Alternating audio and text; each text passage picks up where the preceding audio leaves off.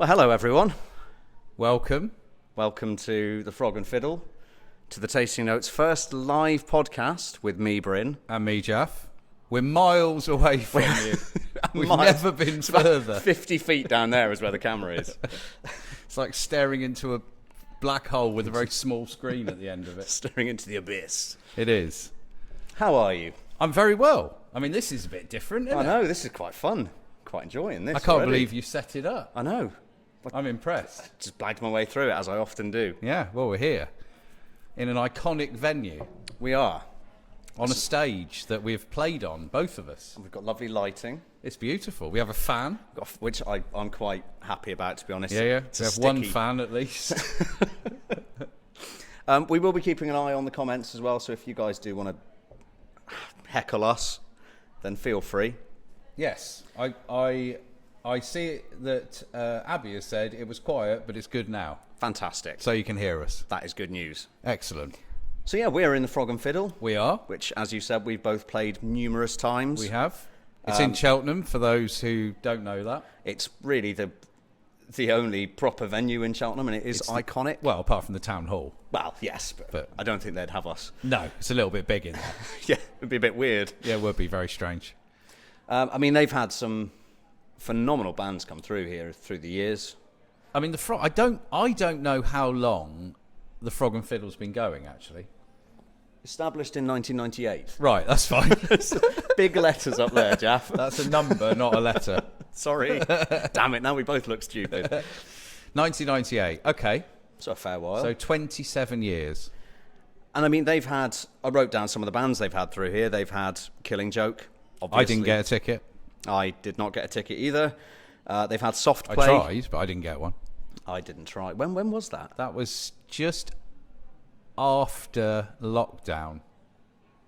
So it was either when I just moved here or just Yeah, before. so it was I really moved hard here. to get tickets for. I imagine so, because it's 180 cap This is venue? about, yeah, I think so. 180, yeah. So, I mean, seeing Killing Joke in a 180 cap venue would be pretty cool. It would be pretty cool. And obviously, for those who don't know, Killing Joke, Jazz Coleman are from Cheltenham. Jazz Coleman are from Cheltenham. Well, I was going to say Killing Joke are from Cheltenham. They're not. Jazz is from Jazz Cheltenham. is from Cheltenham. Jazz, not the music. That's not necessarily from Cheltenham. No. There's been Soft Play, who are now known as Idols, played here. Yes. Harriet. Harriet, I saw here right at the beginning. I One love of their Harriet. first gigs, I think. They're a great band. They are a good band. They seem to be on every festival bill that I've been to in the past 4 or 5 years. They're doing extremely well. They're playing main stage Bloodstock on the Machine Head Day. Which is, I mean, that's big. That's a It big is huge. slot for them. And they're from Swindon, I want to say. Yeah, let's go with that. Yeah. Somewhere I'll around agree here with anyway. that. And for other people who like Wheatus and Crazy Town, they've played here too. They have. I saw Nick Oliveri here with Mondo Generator. That's very cool. That was a really cool gig. He is a very cool man. Yes. And the first drummer in Queens of the Stone Age played here in a band called Avon, which we've both agreed is a fairly awful name for a band. Just makes me think However, of old ladies selling shampoo. he was the first drummer in Queens of the Stone Age many moons ago. So they've only got 2 more members of Queen's Stone Age to go. Yes, I don't think Josh is going to. He might pop up one day. He might turn up in the catacombs of Cheltenham. So thank you to Joe as well. Yes, we must thank Joe, who set all this up and carried all of this furniture here by for us. himself. And we did offer to help, but Joe is a strong lad. Yeah, so Joe is, I guess, the promoter. Joe puts on all the gigs here. puts on all the gigs here, and there are a lot of them. He's a very busy man. He is a very busy man. He's also in a pretty cool band He is in a pretty cool band called Lickshot. called Lickshot, who have their album coming out, their album release show next week. Next Friday here. And I would assume that's the same day that the album's coming out, but I'm just throwing that out there at this I would point. assume so. I should have checked that. Let's go with that. They're really cool. They're an awesome band. So it's got everything from kind of ska to new metal. They're just funky and weird and awesome. So if you're in the Cheltenham area, get along to that. It'll be really good fun. And we want to thank Joe for letting us use his room. Yes. We are the only very 2 kind of people in this room, by the way, now. There's lots of people out there. There's an awful I lot of can hear people them. out there. It's a rowdy Thursday night in the Frog and Fiddle. Rowdy. It's always rowdy in the Frog and Fiddle. It is. Yeah, so we should probably talk about what we're going to drink. Well, it's not wine, is it? Because you It's don't not- get wine in teapots. Well, you technically shouldn't get cocktails in teapots either. No, but the Frog do. We have a green teapot, It's a lovely teapot. if you can see this. Doesn't have a tea cozy though. Well, then- Does it get marked down for that? Very cold. I should get marked I've down never for that. drunk as well. one of these. Really? I've never. I mean, why would I come in? I'm not. I don't come in the Actually, nor Frog have I, and to be just fair. buy a teapot cocktail. I don't know why I sounded so surprised that It's you hadn't. called. So the one we chose, they have a list of teapot cocktails in the Frog and Fiddle. I feel really quite avant-garde sat Ooh, here holding fancy. a teapot. It was called something shark, and I've now forgotten. Fuzzy Shark, was it? Fuzzy shark I think it could was have Fuzzy been. Shark. We probably should have noticed that. Something shark. And Cutty shark. No, Cutty Shark. I can't remember. And what I asked the lovely lady at the bar to do is write down the ingredients of this cocktail. We haven't looked at I this. like this. So, in lieu of a bottle of wine, Yes. we're going to do I tasting mean, notes. we on a can't cocktail. really rate the label because there isn't one. Well, it's a nice teapot. Let's give it a 5. It's Give it a teapot. 5. Okay. You've got. Oh, you don't have a pen. We'll remember this. We'll remember this. Next, we would normally do the pop. Hang on. Let me see if I can. Oh no, I need to find the little. Oh, there you go. How was that? You just dribbled on your own leg. Oh, I have. Yeah. Oh dear. I think that's not great, is it? I mean, it's a 5, isn't it? Now I can't get the top back on. I think this is going to do quite well. It's going to get a straight. Shows how 5. often I use a teapot, doesn't it? Right. Okay. So I have no idea what this is going to look like. I have absolutely no clue. Ooh. Oh, Looks like. Ooh. oh, you're dribbling They everywhere. don't pour very well, do they? I'm not very good at teapots. They're quite I don't green. drink That's tea. quite green. That It's is. a funny old colour. Look, it's going everywhere here. Are we going to have to lick that off the table afterwards? I don't know. I'm not doing that on camera. No, we'll do I that have, I do have afterwards. some morals. Oh, I think I was over. I don't use teapots very often, so I'm. No, I don't really drink tea. Oh my God! Look at that. That's gone very green. I know this could be interesting. Right, Jesus, what is in this? Right. I have no idea. So, Up the shufter. no, hang on. We haven't done the colour. Oh, we haven't done the colour. smell. Oh, God. Well, that's what I meant by smell. Oh, sorry, colour. I mean, it's green. It's a 5. I mean, it is fine. So that's 3 5 so It's the far. most unusual coloured drink I It think looks I've ever drunk. absolutely revolting. It does have milk in it, does it? Because it's very creamy oh God! looking. Oh my days! I mean, it smells Smells like pineapple. smells like holiday. Holiday. Well, like, you know when you're on holiday and everything just smells of fruit. Well, yeah. Smells very pineapple-y. It's very pineapple-y. And also, I can't smell any alcohol. no. I can smell lime, maybe. Yeah, a bit of lime. I can smell orange, but that might be the That might lump be the of big lump of orange. floating around in it. Yeah, I mean, it smells good. I mean, that's a 5, isn't Yeah, it? it's a 5. It smells lovely. It's going to be our top scoring drink. We've already decided. Well, Okay. Cheers. Down the hatch. down the hatch. That is absolutely awful. Is there alcohol in that? I can't taste any alcohol in that. It just tastes like pineapple juice. Do you know the one alcoholic drink I can possibly taste? It's either got vodka in it that you can't normally taste, Yeah. or the one thing I really don't like that I think I can Gin. smell. No, Archers. I mean, I wouldn't be able to taste that against all the sweetness of the fruit juice because it's. But Archers has got, it's got that. You know what smells a bit like pineapple. It's also got the viscosity of that as well. Like and I don't like Archers. well, this is going to be fun. So it's fine. I mean, it's It's cold. a 5. It's a 5. I mean, we might as well score it now. Right, let's go. Just for the benefit of you listeners and viewers today, this will be a shorter episode, so I don't feel like you've got to sit here for our usual 2 hours of us nursing green cocktails. We say that now. It could get that long. It's not going to get that could long. possibly.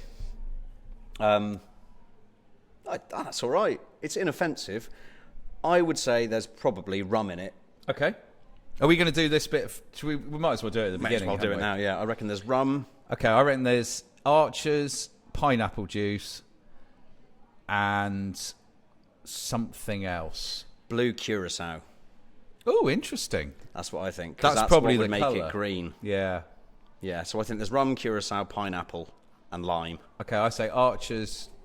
I'm going Archers and pineapple, and I don't know about the blue curacao. Archers, you're correct. Really? Yep. Blue curacao, lemonade, Lemonade. They haven't written pineapple, but there is definitely pineapple. There's nothing fizzy. No. Lemonade. I think they mistook lemonade for pineapple there. But we did pretty well. I mean, I prefer wine, if I'm honest with Well, you. yes. So next time I do visit the establishment, the Frog and Fiddle in Cheltenham, I probably won't be getting another teapot of this. Probably but won't there's be getting nothing wine wrong with either. it. Probably won't get any wine either. But I mean, if you do come, do get yourself a teapot of chippy shark. Chippy. Can't remember what it was called. Teapot of chippy twat. Something shark. Yes, well, that's the alcohol out the way. Excellent. Well, it's not out of the way. Well, it's not out of the way. We got a whole teapot Plenty to drink. left to go. We were busy at the weekend. We were. We went to the woods. We went to the I woods. ran the woods You did run the woods. with Paul Gibson. We should probably explain that the woods is a festival and we didn't just go to the woods and you ran around. No, the Woods is a festival in Cumbria, which was stripped back this time, smaller scale. A lot of UK underground black metal bands. I co-run Wolfear, a record label, with Paul Gibson. We ran the event and it was brilliant. Headliners were Burial, who we love, from Manchester. Fantastic. Dickheads from Oldham. And Necronautical, who were also astonishing. They were very, very good. And then a plethora of UK underground bands, including one that we were in. Including one that we were in. It was the first time we'd ever played. And we are playing here. We are playing here 31st of of August with Baal, who have an album out tomorrow, who have an album out tomorrow. which you can actually stream right now on No Clean Singing. And it is also getting an awful lot of attention, and a lot of people are saying it's the best album they've heard this year. You haven't listened to it yet. I started listening to it, realised I didn't have the full amount of time to listen to the whole album, and wanted to sit and listen to it properly. Yes. So I will be. I think I listened to it in about December or something. Dom Lawson liked it. Dom He did. was a big fan. Yes. Yeah, so I mean, two of the stand-up bands for me from the Woods were Blaspheme and Soul Grief. Yes, Soul Grief I didn't actually know very well. I've They never were seen Soul Grief, and they were fantastic. fantastic. Really, They were on really good really live. early on Yeah. Saturday, and Yeah. brilliant. No, it was a good event, and tickets go on sale for next year's summer edition tomorrow at 10 a.m. Fantastic. Yes. And they are priced at £100 £100, £50 a day, including camping. for 15, 16 bands. Exactly. You can't complain at all. And the unrivaled privilege of spending time in the company of Barry, Yes. with all of his wonderful rituals and ceremonies. If you want to experience a man in a boiler suit with a frog on his head or a candle on his head, then that's the only place in the entire world, I would imagine, that you can do it. And he is lovely, and he puts his heart and soul into these events. Absolutely. And, yeah, it was a great event. It was a wonderful event. So that's the Woods. Looking forward to next year. I am. We should probably answer some of the questions that we've been sent. Yes. Now, I didn't write them down, so we're going to have to try and... I can remember the two I'm doing. We're doing two each, by the way, because we did actually receive quite unexpectedly More than I a expected. plethora of questions from people who clearly have some interest in our answers to them, or maybe not. Maybe they're just trying to out-question each other. It could be that. Could I'd be like that. to think they care about our opinions. Yes.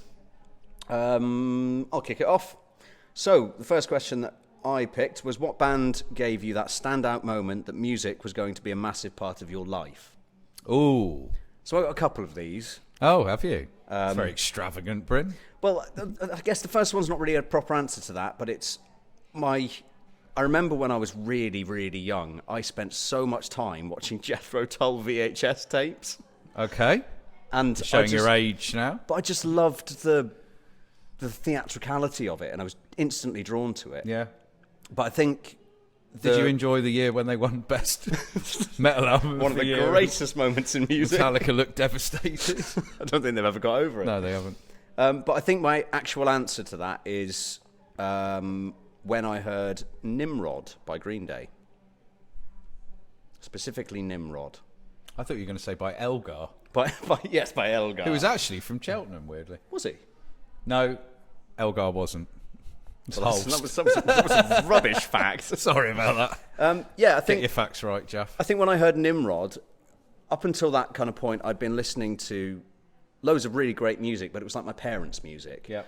When Nimrod came out, it was like that it was my music. Yeah. I think everyone goes to a stage in their life where the music that they're listening to is music that their parents don't understand, and it's their music then. Yeah, I think that's probably right. And or that you was a start band for by me. listening to music that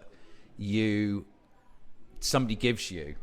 Yes. So one of the first tapes I ever got given was Dire Straits' Brothers in Arms. I was really young. I mean, that's amazing. Great. It's half good, half bad. I mean, it has got some good songs on it. Certainly the song Brothers in Arms is amazing. I used to spend a lot of time listening to my mum's vinyl of Love Over Gold, Oh, yeah. which obviously has Telegraph Road on. I One mean, of my favourite so Dire many Straits people songs. started by listening to Dire Straits, I know. which is bonkers. I mean, they're a great band. They are good, yeah. I mean, they have their moments, but they're good.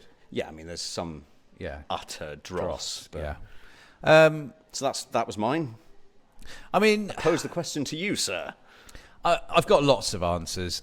The first band, if you want to say, as you just said, the first band you sort of took as your own, for me was Poison Nice. in about 1986 or something.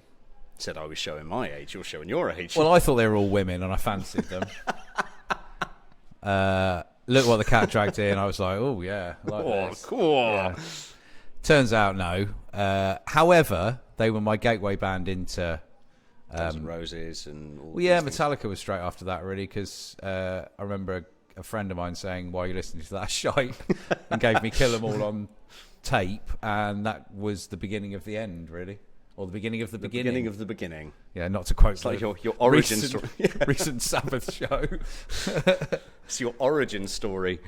Yeah, so I think Poison probably. I've always, and as I've said in previous podcasts, they're the only band, or they're one of the only bands I've never seen live. Yeah, And I would pay they don't- £200 probably to They go and don't watch really. them. They don't come to the UK. I No, think the I half don't of them know are why. scared of flying, and Right. Okay. don't know. They never come here. They never used to much. They haven't played it that often. Yeah. Did a bit in the early 90s. Maybe we but- should have a little tasting notes trip to America to go and see them. Yeah, we can take a flask of Cutty Sark. Teapot. They can't take flasks. God, have some decorum. So, one of the questions you picked then. Yes. So the first question I picked was, what is your favourite food vendor at any festival? Why, and which wine would you pair the food with? That's a good question. My answer is that there is, or was, and there should still be, I believe, the paella stand at Bloodstock, which It's so good. is not only a hearty, wholesome, and it's a meal that basically can keep you going all day. Yeah. It has- This is what you need at a festival. It has wonderful chunks of lemon and lime that you can use the citrus to cut through your alcohol-decimated tongue with. And it's just really, really beautiful. You can have a chicken option, or you can have a seafood option, or a vegetarian option. And I love that Seafood paella. at festivals. I wouldn't go there. No. Oh, that's interesting, actually. Sorry, just to finish what I'm saying. I would probably pair it, because it's paella, with a white Spanish rioja.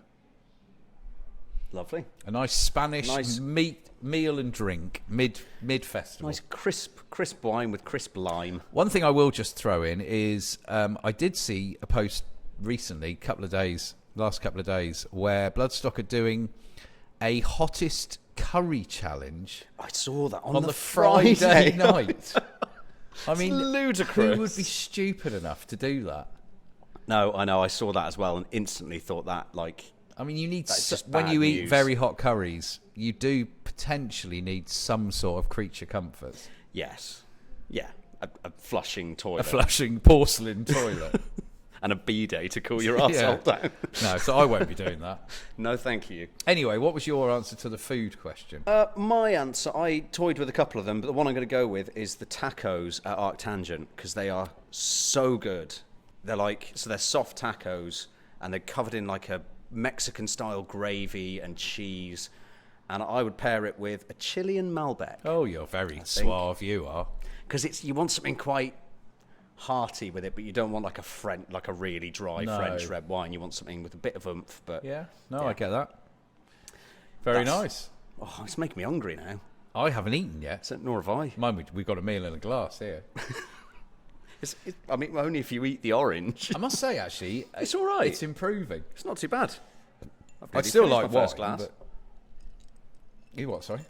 I've nearly finished my first glass. Well, yeah. So, your second question. My second question is, and this is a fun question, nothing to do with music. How many pigeons would you have to find in your house before you think it was an accident or someone had placed them there? I like that question. My answer to that is half a pigeon. Because if you find half a pigeon in your house, there's no way it got in there by itself. Someone has put it in there. Well, if you hadn't been home for a while, it could have flown in there, died, and then either maggots or cats or something. I'd like to think there's no cats in your house if you haven't been there for a while. Do you have a cat? No. Oh, right. I've got two feral Actually, I know you children. don't. I don't know why I asked you that question. I know you haven't got a cat. I wouldn't put it past Lemmy eating a half-dead pigeon. Well, no. there, yeah. I mean, the obvious answer is 3, isn't it? Why 3? Well, why is that the obvious answer? Well, because if 1 goes in, that's unfortunate. Yeah. If 2 go in, 1 might have followed the other one in. But at some point, that likelihood shifts to somebody encouraging the pigeons to enter. And might be a pigeon conga. I mean, pigeons do congas. To be fair, if your house had no windows, then you could get an awful lot of pigeons. Yeah, but who lives in a house with no windows? Lots of people. Not in the UK. Cave dwellers. Climate is our problem. Oh, yes. So that's my answer to that one. Okay. I had another question, didn't I? It was to do with Legoland. Oh, Legoland. Yes. Yes, of course. The best question we got asked. Which band... I'm making it up a bit because I haven't got it in front of me, but it was... we're having trouble with loading this live video. Please try again later. I think we're still going. Still going for me, I think. I loaded it up on here Oh, as that's well, just good. to make sure. Which band would you take for a day out to Legoland and why? It's a good I question. immediately answered it on Instagram with Rammstein. I don't know why that was, apart from, and I'm not doing any kind of, national stereotyping, but they're German. They're going to love technology. They like order and stuff that builds properly. What's the word? Not construction. What? What's the word I'm thinking of? Vorsprung der Technik? Yeah, that's what I was thinking. They I think Rammstein Engineering. Oh, they'd love it, Rammstein. They'd literally they'd be like children. I'd love to see that as well. I think Rammstein would, if they haven't been to Legoland, they would genuinely adore it. They would come out and say thank you. Before they burn it down with a flamethrower. Before they burn it down. We've done so many things in the world, yet today has probably been the greatest day in the history book of Rammstein. Who would you take to Legoland? Well, I just tried to think of the most miserable people I could. So, Leonard Cohen or Trent Reznor. Are you trying to make them laugh? No, I just think the juxtaposition of Leonard Cohen looking sad, surrounded by brightly coloured bricks and children, just made me laugh. I mean, it would be a good photo. It'd be a great album cover. Actually, taking Mayhem would be quite cool. Yeah. Because, the original lineup. That's a bit tricky. It would be a little bit tricky. But if you were able You'd have to get into necromancy. they just wouldn't be into it. No. And Going back to Rammstein, they'd probably burn it down. I think they would be into it, but they wouldn't show that they're into it. They were just children, weren't Well, they? yeah, exactly. Children love Lego. Well, there we are. So they probably go. love it. Can you remember the question that Christiane wanted to ask? What, the one about what music would you listen to when you had a poop? Not that one. Not that one, the other one. I feel like I have to answer it. Yeah, she did pose a question about, do you feel that streaming services have, I'm paraphrasing a bit, have either made it easier to listen to whole albums or more difficult to listen to whole albums? Not more difficult, but are you more likely to listen to a whole album now we have streaming services? I would say yes, because I do. I think no, because I think the art of the album has got lost a little bit with streaming services, because so many people just listen to playlists. It used to be I would go to CD shop, and I would buy a CD. Yes. And I would have that in my CD player for weeks, and I would know that album absolutely inside out. Yeah. I'd sit and I'd go through the artwork, I'd read the lyric books. Yeah, no, I did the same. And there's something lost now with streaming that you don't get that. I think it depends who you are. We're probably the wrong people to ask because I still very much listen to albums. As do I, yeah. But I would say for your average music listener, then yes, that has been lost. I think it's affected the attention span of people as well. I think lots of things have affected the attention span of people. I mean, most people have the attention span of a gnat these days. Yes. I think, I mean, I still know the work and the thought that goes into writing and constructing a whole album. So I would always, if it's a band, and unfortunately or fortunately, there are so many bands I'm into that I would listen to many albums. Yeah. But I will also pick things up. This is the beauty of streaming, by playlists going, oh, who's this? And you find something new. Although, to be fair, we are scrutinising label release lists so much that we don't miss much these days. Exactly. God, so it's very green. It has gone very blue, hasn't it? What's in the bottom of there? Blue curacao. Bloody hell. Cool. Well, should we get on to the meat of the podcast? So we're not. I'm assuming our viewers know that we're not actually reviewing any albums this week, but we are talking about albums from the year 2000 onwards that we hold dear, let's say. Yeah, it was kind of... We wanted to do something a bit different because this is a live episode. If you think about since the year 2000, it was what two albums leap into your head first, basically? Two. Yeah. Bryn ended up got a bit carried away. 10. I picked two out straight away. That one, done. Didn't overanalyze it. I had a list of 10, and I've whittled that down to 5, but I will talk very briefly about those 5. I know. And the irony of the whole thing was obviously I have to listen to them. So last night, I'm ploughing through a bunch of albums I've never heard in my life because Bryn's sort of, influence was slightly different to mine. Who's starting? You can start. Okay, the first one I want to talk about is one of my favourite albums of all time. It's a bit sad, really. As most of the best albums are. Let's keep it happy. This is by a band called Woods of Ypres, who are no longer an entity. It was their fifth album called Grey Skies and Electric Lights, and it came out in 2012, I think, on Earache. Did it come out on Earache? Good old Earache. Let's not talk about Earache, but we've had a few conversations about Earache recently. I didn't know that. So Woods of Ypres are a Canadian doom metal band, but with a real kind of a very unique sound. Yeah, and they're not playing traditional doom metal. No, not at all. They have elements of black metal. They have elements of goth, elements of thrash. It's there's even funeral doom elements in it. It's a ridiculously unique sound that I don't think any band has ever sounded like Woods of Ypres.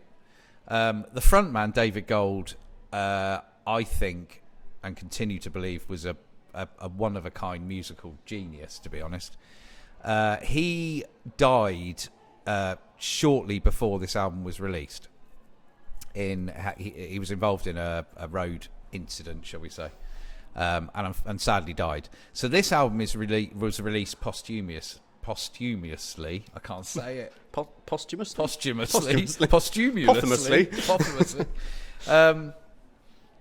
Which is really important because when you listen to it, it's like he's predicting his own finish. It's like it's eerie. Yeah, it's like he's written an ode to his own life. It's quite a harrowing listen, but it's so good. It is, and it's like it's a premonition, really, of people listening to this album when he's not with us. Yeah. It's again, we're not reviewing these in a traditional way because there's no point. Because this album, if you've never heard it, you've either been living under a rock or it's not something that you that's come across your radar before. But I would absolutely 100% urge everybody to go and listen to Grey Skies and Electric Lights because it is flawless. Yeah, from start to finish. Flawless. There is not a bad song on it. You've got songs like Lightning and Snow, the Lightning and Snow, the opening track. You've got songs like Adora Vivos, which I absolutely love, which is the greatest thing about Adora Vivos. And just to say at this point also, David Gold played nearly everything on this album. Yeah. He played the drums as well, didn't he? He played the drums, he played guitars, he did all the vocals. He layers his vocals in the most interesting way. Because he even when there's the clean bits, which I think are double or possibly triple tracked, there's also just really quietly kind of more gruff, extreme vocals underneath. There is. It just blends, and they're so beautifully. tight. Yeah. I mean, the meticulousness of layering those vocal tracks is ridiculous. How he did it, I never saw them live because they didn't come to Europe really very often. I believe there was a European tour organised for this, and then obviously he passed away. There is not a bad song on it, as I say, but he's playing most of them. Adora Vivos is one of my favourite tracks on it. It's so loose at the beginning. The drums are like it's like it's all off time and not quite right, but it works, and then it comes together into this beautiful verse. So the only other things I'm going to say about it really are two things. He's got a sense of humour, because career suicide is not real suicide. It's so tongue-in-cheek. Yeah. And it always makes me smile when I listen to it. I feel like Unto Others were quite influenced by Unto Others are definitely. Even in the lyrical style, because it sounds like lyrics that they would write as well. Yeah, no, I agree. That kind of tongue-in-cheek humour thing. Yeah. And the most important thing to say, I think, is there's 3 tracks on the end of this album. The third to last track is called Kiss My Ashes Goodbye, which is so outrageously like a premonition. Yeah. Whether he didn't intend this, but it happened. And it's a beautiful song, and it could be the last song on the album. Yeah. Because it's got everything that Woods of Ypres do best on it, but it brings everything you've listened. It's quite a long song, that, as well, isn't it? Yeah, it's quite a long album, this. It's over an hour. It's over an hour. But it brings everything Woods of Ypres did into this sort of final song. And then after that, so there's only the third to last song. After that, he plays a song called Finality, which is probably the most beautifully harrowing song ever written. I can't think of a sadder song. If you've never heard Finality, even if you don't want to listen to Woods of Ypres, you should go and listen to it, because if you hear it through the voice of a man who sadly then went and passed away, it is unbelievably powerful. And it's his low baritone, drawling voice throughout it. It's just... And it just builds, and then at the end he's got this, and I will wait forever, I wait, and then it ends. And it's so powerful. I don't know a song or an album, to be honest, that has affected me as much as this album. And then after that, there's another song called Alternate Ending, which has always confused me. It's always confused me because it didn't need to be there, but weirdly it makes so much sense after what happened to David Gold, because it's got a real hope at the end. It's almost like from the grave he's going, I did the finality thing, I'll wait here forever, but remember, you've still got a life to live. This is your alternate ending. Go for it. So, I mean, Woods of Ypres is a 20 out of 10 album. For anyone who wants to listen to it as well, it's spelt Ypres. Yes, like the place in Belgian battle site. Yeah. It's 20 out of 10. I mean, there is nothing I don't like about this album. And if anybody ever asked me the question about what was your favourite album since the year 2000, I'd always say that. If anybody asked me what is your favourite albums of all time, this would always be in the top 5. Yeah. So, Grey Skies and Electric Lights, first one. Yeah, I mean, I can't argue with anything you've just said there. I love that album. It's outrageously good. So, I'm taking a little bit of a different tact on this. So I don't know which of the 19 you're going to talk about. Well, so I've split. I'm essentially going to talk about 2 different streams of my musical interests. Okay. I think. Yes. I'm going to start with what is my more kind of acoustic, almost indie, emo-y stuff. It does sound... If the album you're about to talk about is the one I think, it does sound like stuff you write. Well, and that's... It sounds like you, to be honest. So that... Yeah, okay, so I'm going to talk about Bright Eyes, and the album is called Lifted, or The Story is in the Soil, Keep Your Ears to the Ground. This came out in 2002, so I was 12 or 13 at the time. And... Were you? Golly, I was only 8. Hard paper round. It was pretty tough, yeah. And this instantly spoke to me And since then it's played a huge part in my songwriting. Yeah, definitely. I can hear that.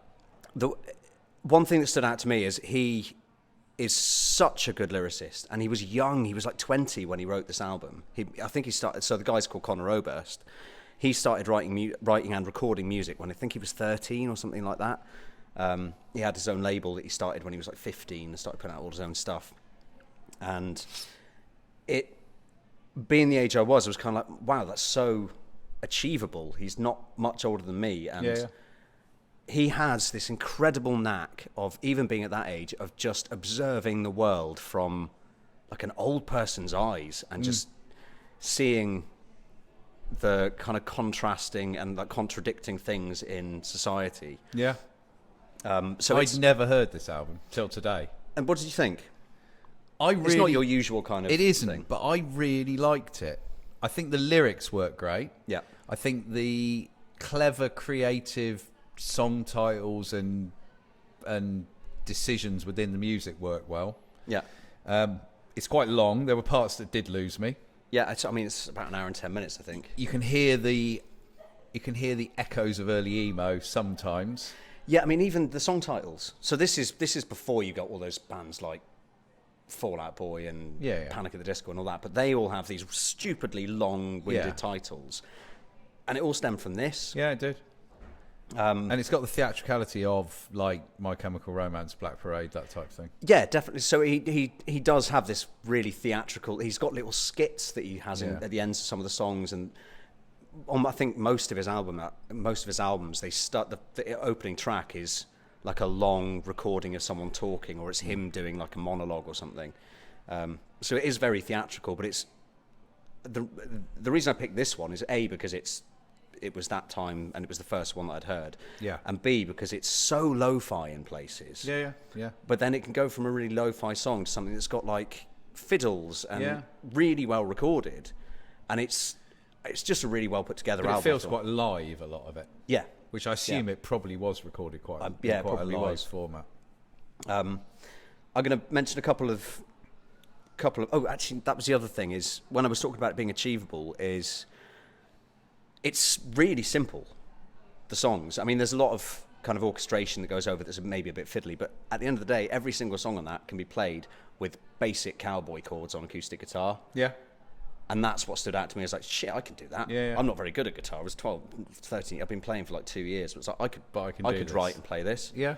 And that's Which is what I great. started doing, essentially. But that's good, because that's proper influence. Yeah. Rather than listening to like, bloody Kirk Hammett and going, I've got no hope of playing that. Yeah, exactly. Yeah.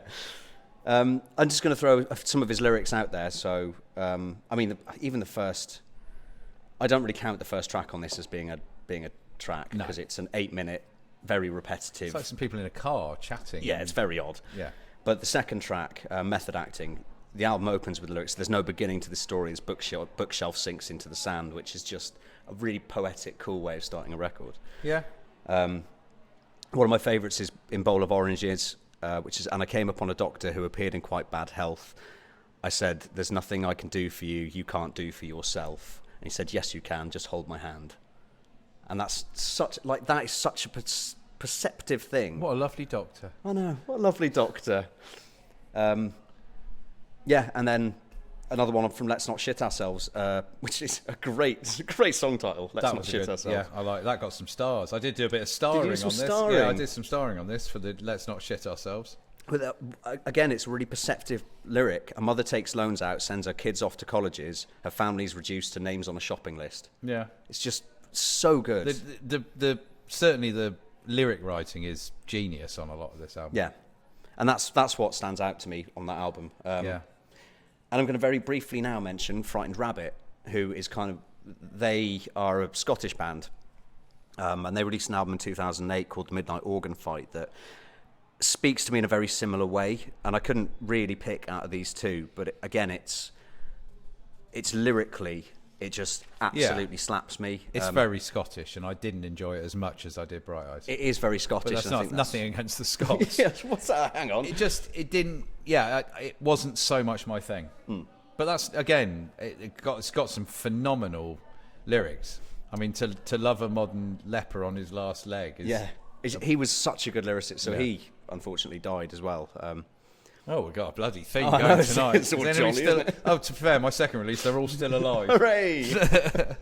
But yeah, I wanted to give that album mention. I mean, there's some songs. My Backwards Walk is one of my favourite songs. Very grungy. It's I mean, it's largely acoustic. Most of the album, it just feels a bit grungy. Yeah, and the whole album's actually about a breakup as well. Which, lovely. For me, it's the best album ever written about a breakup because they're usually a bit soggy. But yeah, My Backwards Walk, Head Rolls Off, Keep Yourself Warm, and Floating in the Fourth are all incredible songs. So I wanted to give that a bit of a shout out as well. So you've managed to shoehorn 2 albums into one section. Yes, I have, but it's going to get more in the second section. It's your turn. Well, I mean, I could be quite brief. You don't need to be brief. Well, I don't need to expound forever on my next album, which I've just found.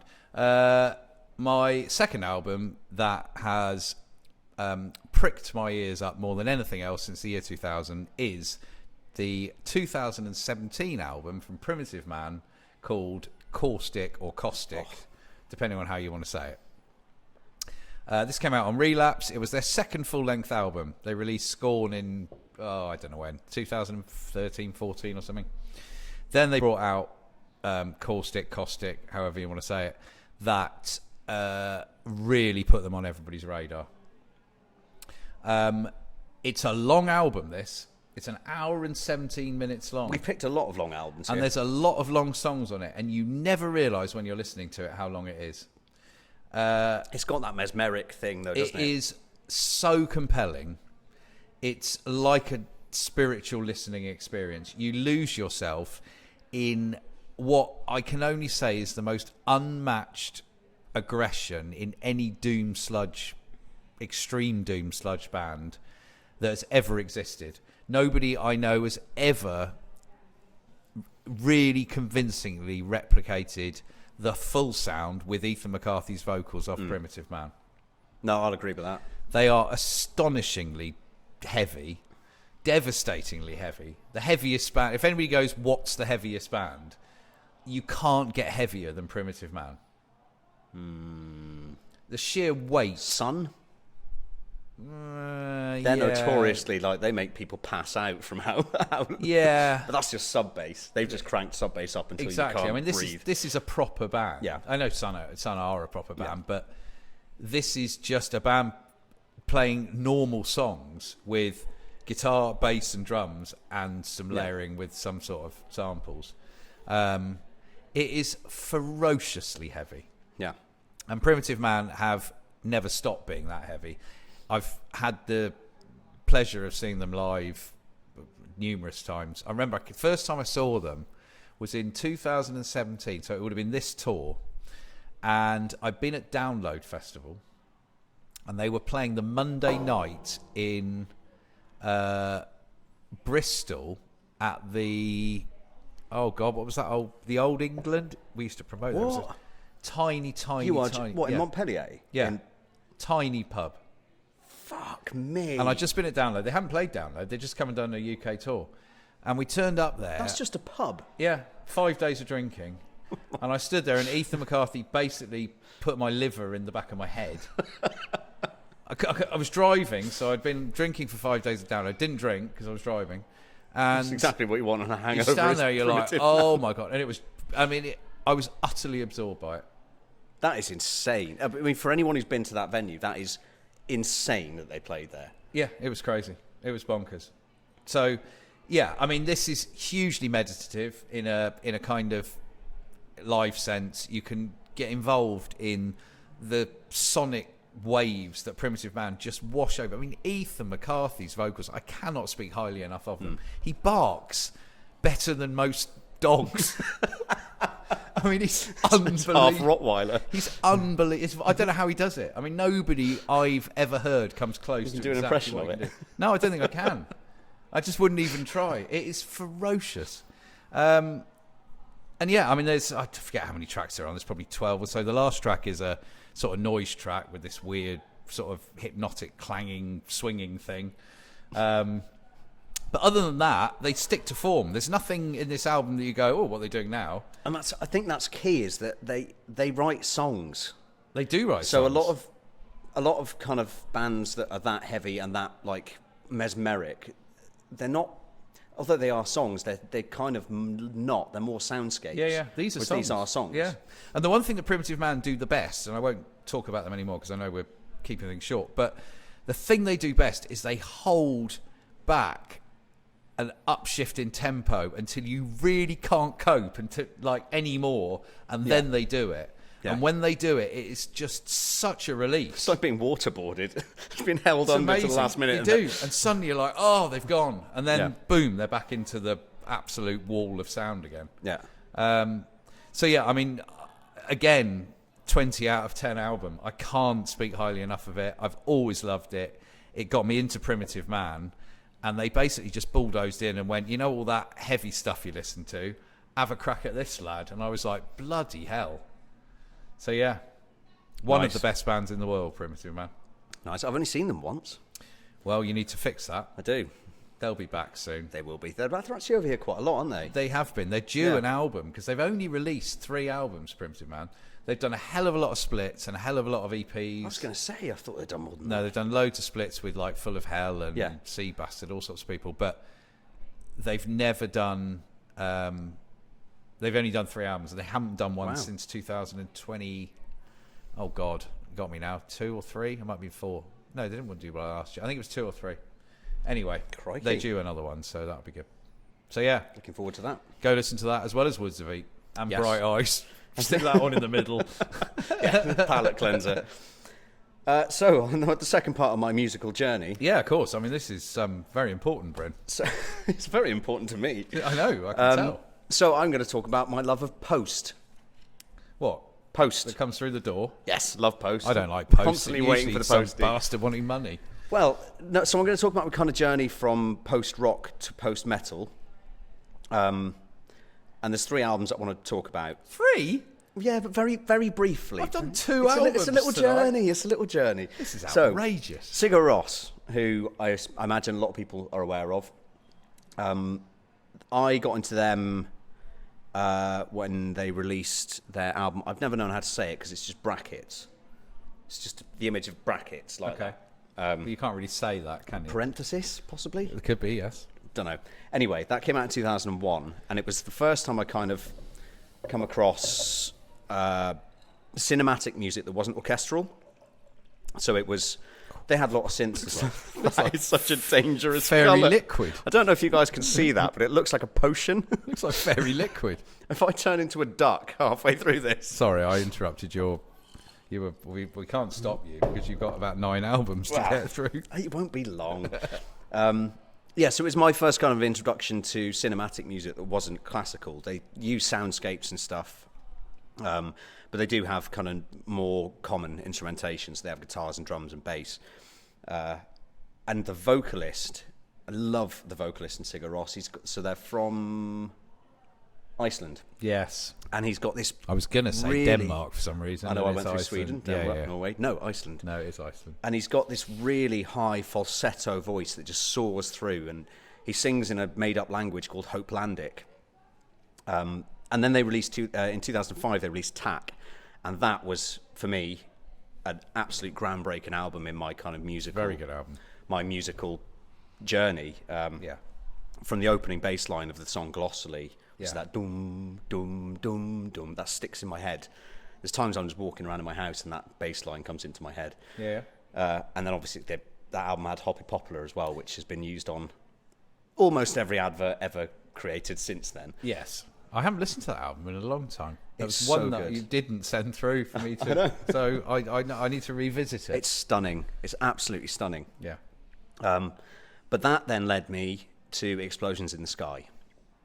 And I've spoken about them many times. There's no way I could do this without talking about them. No. So, in 2003, The Earth Is Not a Cold, Dead Place came out. Your favourite album of all time? One of my favourite albums of all time, absolutely. I can't think of a situation where I wouldn't want to listen to it. No. It is just the most incredible post-rock album. It's put together like one... It's like a symphony. It's like an orchestral symphony, but with guitars, bass, drums. Yeah. And it's just one long piece of music, basically, from start to finish. And it is... I mean, I don't even know how to talk about it properly. First Breath After Coma, which is the opening track, if they just released that and didn't release an album, it would still be one of the best things anyone could ever release. Yeah. But then they go on with another 4 tracks or 5 tracks after that, and they are masters of knowing when to add more stuff in, when to let stuff drop out, when to bring in a trem line, how to write counteracting guitar melodies that just intertwine and intermingle and twist round, and then drop out at right. They are masters of doing that. And that album is, I mean, as you used, it's 20 out of 10 for me, 100%. Yeah, it's a good album. I do like it. I prefer it on record. I know we saw them live. Yeah. I mean, if I saw that from start to finish live, it'd be different. They were playing a lot later stuff when we saw them. Well, I think I've said this before. I think I struggle with post-rock bands that when they play live, they bring songs from different albums because it doesn't really fit together. It doesn't flow. No. So yeah, that's kind of the pinnacle of my post-rock. Yeah. And then from there, I naturally ended up in post-metal. Yes. And the album that really did that for me is fairly recent, really. It's Mass 6 by Amenra. Amenra. Which came out in 2017. It did. And my God, I mean, I imagine... Same year as Primitive Man. Yes, what a year. What a year. Just those 2 albums alone. Very strong year in music. I mean, anyone who's listening to this, I would imagine, is probably aware of Amenra. I mean, we've spoken about them enough. But this is the album that just dragged me into post-metal because it's kind of a natural progression from post-rock. Yeah. But it's also kind of the antithesis of post-rock. Yeah. So whereas post-rock it's kind of bright and harmonious and feel good, really. A lot of it's got sadness to it. But then you go to this album and it's so dark and pained. It's like the complete opposite, but they kind of turn on this pinnacle that is the same thing. Yeah. This is again one of the most perfect albums. Yeah, there's not a wasted second on this. No, and it gets into your natural biorhythms. Yes, it's something vocals about it that feels like it's inside you. You're not just hearing it. Yeah, and that's really unusual. Which again it's the same kind of thing I get from the Explosions in the Sky album. Yeah. It's just that there is nothing I could change about that or would want to change about them, either of those records, but for very different reasons. And A Solitary Rain beautiful is one of the greatest songs ever written. Absolutely amazing. And I stand by that and will always stand by that. It's All the Stars. Fragile, broken vocals with that guitar line is just insanely good. I mean, there's, again, as you said, there's not a bad song on this album. There's obviously the 2 interlude parts. Yeah. I think Children of the Eye the first track is unbelievably well written. Yeah. I mean, that's because Solitary Rain is 4th or 5th track. Yeah, something like that. And although that's the best track on the album, it still starts. Yeah. The first track is still miles above what the vast majority of the world would be able to write. Absolutely. And they use polyrhythms in it where how they play that riff is just impossible. No idea. It's on a complete offbeat. Yeah. I mean, it's like Sugar, but not like Sugar at all. No, it's really hard to play because it feels groovy, but there's no groove to it. Yeah. It's really weird, but perfect. I agree. I mean, another 20 out of 10. Yeah, I totally agree about that with Amenra. So yeah, that's my little musical trip. Well, thank you for leading us all through it. The one thing I went on a bit. The one thing I need to just say is Nikki has just messaged to say that Immersion Primitive Man's album was in 2020. Thank you, Nikki. The split I was thinking of in 2023 with Full of Hell. Right. So they are definitely due an album. It's 2025 now. God. Yes, so that's kind of wrapped up our... That's our live episode, gang. That's our live episode. Now, we should probably say that... We should definitely say what you're about to say. Yes, so... We're now going to drink exclusively green cocktails. We're going to get sozzled. Forevermore. So we are not going to put an episode out next week. Because Bryn's in Antigua. I'm in Antigua. I'm off island hopping. Water ponds. Water ponds. So this is kind of a mid-season break, I guess. Oh, hello. What are we on, Netflix? Well, it's not a mid-season break, it's a break. So we will come back. Mid-year break. So we will come back with season 2. Yes. Which Wednesday week. No, Thursday week, sorry. Yes. Yes. Yes, it's a very old-fashioned thing to say. Thursday week. So we're doing says the bloke going to Antigua with his straw hat. So we're doing a live episode. Shoes. We've done a live episode tonight. There'll be no episode next week, and then the following week we'll be back to normal with the first episode in season 2, and we will be reviewing not only the albums from the previous week, but also the albums from the week before that, And from this week. and from this week. Yes. So yeah, we'll cram three weeks worth of reviews in. So you keep listening, and we'll get to them. And we will most likely release this, if you want to listen to it again, next week. Or for those who didn't manage to catch the absolute brilliance that was our live episode.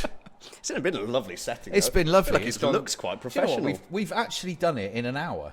Yeah, and that's what I thought we would do. And I think that's about perfect. Yeah. I don't think people could sit and listen to us on a specific time scale for longer than that. And the only other advantage of doing an hour is I could really do with a wee. Ding, ding, ding, ding, ding. Yeah, that's the only thing. We don't have a theme tune. But thank you for tuning in, everyone. Thank you, everybody. It's been quite enjoyable. I've enjoyed it. We'll do another one sometime. Yeah, we've proved it can work. We'll go to another venue somewhere. Yes. We'll do a tour Wembley. Yes, we'll do Wembley. No, well, it's been very good. But thank you for tuning in, and hope you enjoyed it. Cheers, all. Cheers. Thank you. Up the green cocktails. Up the green cocktails. You could have seen me awkwardly walk over to the camera now. I'll just sit here looking with my... cocktail. Raise your cocktail.